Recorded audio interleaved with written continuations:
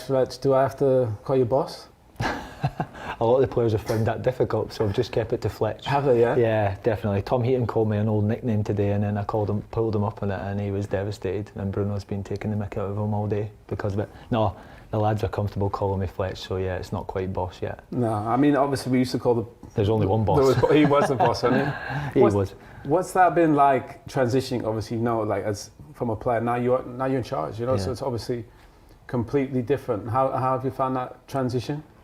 I think it's been quite methodical, really, because I've been back at the club for 5 years, and I've been around the first team in different roles since that. So I feel like I've applied my trade and learned my trade inside Manchester United. Worked under some amazing people. Have experience of different situations and difficult situations and good situations. So there's been lots of success. We've won trophies within that. We're qualified for Europe. There's been disappointments. So in the last 5 years, I feel like I'm in a good position to be prepared. Will you ever be prepared for managing Manchester United? Who knows? But for me, I feel comfortable in it. I know the players. I know the club. I'm trying to enjoy it, and I'm trying to just go on my instincts of all the things that I've learned from a whole career in football, life at Manchester United, but especially these last 5 years which have been off the pitch. What was that like the first time being in front of the boys as the boss? Because you used to be on the other side, aren't you? You must have been a little bit nervous. No, I wasn't actually. I was quite calm, but again, because I know them all. Yeah. And I've got such good relationships with them all, and I've tried to help them and work with them and know them personally, and I've been there for good times and times to be supportive of them. So I was comfortable. I've presented to them before. I've coached them all before, or 95% of them before. So it felt quite. It was a smooth transition.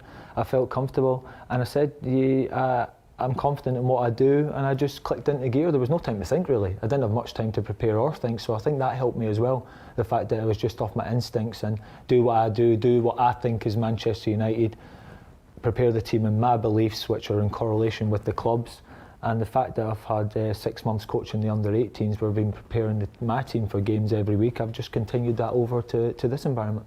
I mean, that's one of the great things I think with this club is obviously the history.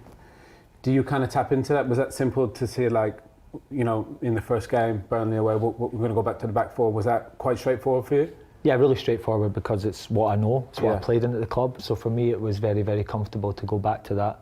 I think it was the best plan for the game, and it's a formation I enjoy. So yeah, that was a simple decision for me, and I felt it was one that had no other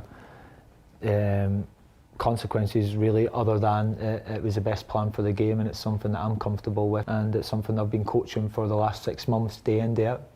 Do you think about Sir Alex and kind of the impact he's had on all of us? And he was a manager. He didn't really do much kind of day to day, did he, training? No. Do you think, in a way, coaching is, I think it's improved coaching. Do you think it's kind of, we've kind of complicated things with so much? Well, you've just hit the nail on the head. Sometimes we get so obsessed with that we forget to talk about the basics, or we forget to practice the basics.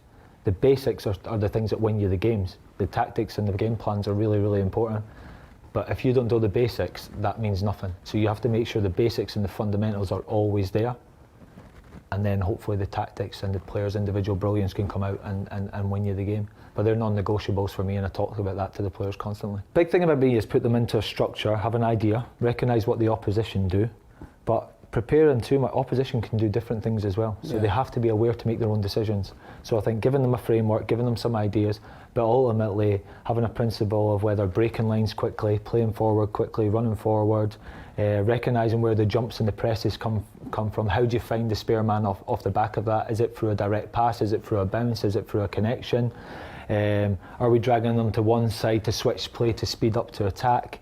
And ultimately trying to ask questions of the opposition constantly. Can we get into the opposition's half and control the game, work them side to side? So I want to see my team have lots of variation, but with the freedom to go and express themselves and recognise what the game needs. Yeah, because as good as Sir Alex was, we weren't looking over there at him, were we? He trusted us. He picked us to play, and he trusted us, and we were there to find solutions. And I think the best players, the best teams, you have guys out there thinking, what's the solution? Yeah. So that's exactly a conversation I had with the players. So I said, we'll have a game plan, we'll have a strategy, we'll have an idea of what we think Burnley are going to do, but that can change. Yeah. So you have to, on the pitch, take responsibility. You're the guys on there, you're the experienced players. If you think this decision is best, take it. There's no time. We can discuss it at half-time, Yeah. which is what we did. Yeah. But during the game, I gave the responsibility to the players to figure it out for themselves if they need to, and to take responsibility to make some decisions. And I challenge them to do that, because I'm a big believer in player ownership, being collaborative, because ultimately, as you know, they're the ones who cross the white line. They're the ones who have to play, and they're the most important people in this game that we all love. Yeah, and you're not going to be the type that's going to be, it's all about me. No. You were kind of the ultimate teammate, kind of, you know, you could always rely on you, and I can imagine you're probably leading that way. You know, how can I do what's best for this group and for every individual? And I'm sure the players probably can see that in you. They probably appreciate that you're still one of them, really, aren't you? Yeah. You're just in charge. And I think having somebody that's kind of been there and done it, do you think that helps to create a connection to the lads? Have you had some insight into my conversations with the players? Or No. You've hit the nail on the head. It's not about me. I've constantly reiterated to the players that I've had my time as a player, and I loved every moment of it. I was very, very lucky to play for this great club and for other clubs, to win the things that I did, to play with the great players that I did, like yourself. The best time ever, but my time's done now. Yeah. It's all about them. I want the best for them. I want them to go and win more trophies than me. I want to have them to experience the success that I had, the feelings that I had. I had that when we won the FA Cup final. I was the happiest man in the world for the lads. Yeah. I was so buzzing to see them lift the trophy. When you look at kind of where Manchester United is at now compared to where it was when we were there, going forward, what do you think is going to help? Because you've seen all these different styles come through. What do you think would suit this club and this team?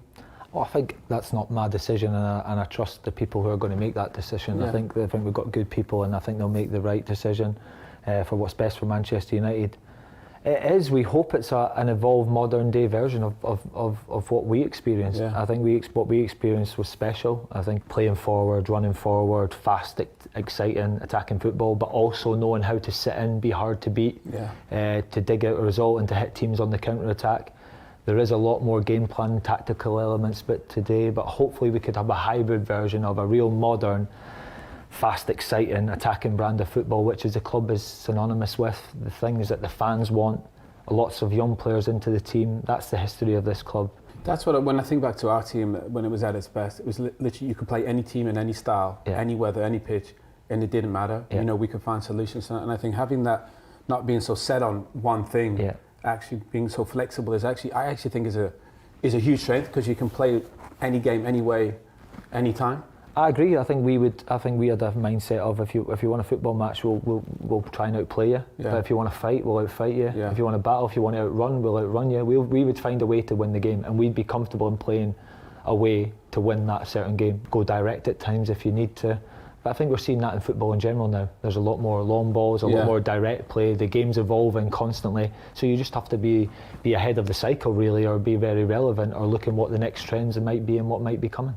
I mean, I think it's easy when you're winning and you're doing well. When the game's tough, I think it's when you kind of see the players and they kind of got to step up. Have you been able to kind of talk to the guys about, even if you get difficult moments, you know, you got to hang in there? Yeah, and we've got players who do that. I think we've got players who do it, but we were very, very fortunate to have Sir Alex and senior players, and we had that domino effect of they're the senior players, then they move on, then the next ones have learned from them and they move on. We had that cycle constantly that Sir Alex created for all of his teams. But without doubt, in resilient times and in difficult times, the players have to step up and almost take on that challenge even more. Almost stick your shoulders out.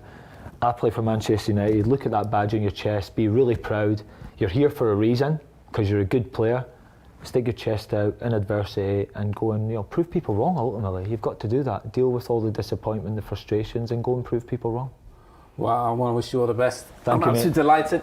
What stood out to me from Darren Fletcher speaking to Owen Hargreaves wasn't tactics, formations, or even results. It was mindset. Fletcher didn't sound like a caretaker enjoying a moment. He sounded like someone who genuinely believes he belongs in that role. He said the transition felt smooth, that he clicked into gear straight away, and that matters. At Manchester United, hesitation kills you. The biggest line for me was when he said, "I know the players. I know the club." That's something United have lacked for years. Managers coming in with systems but no cultural understanding. Fletcher isn't guessing what Manchester United should look like. He lived it. Going back to a back four wasn't framed as nostalgia or romance. It was comfort. It was clarity. And that's important. He didn't overthink it. He didn't complicate it. He trusted what he knows and what he's been coaching every day. What I really liked was his emphasis on basics. Fletcher basically called out modern football's obsession with overcoaching. He made it clear, structure matters, tactics matter, but if you don't master fundamentals, none of it works. That's straight out of the Sir Alex school. And then there's player ownership. Fletcher talked about trusting players to solve problems on the pitch.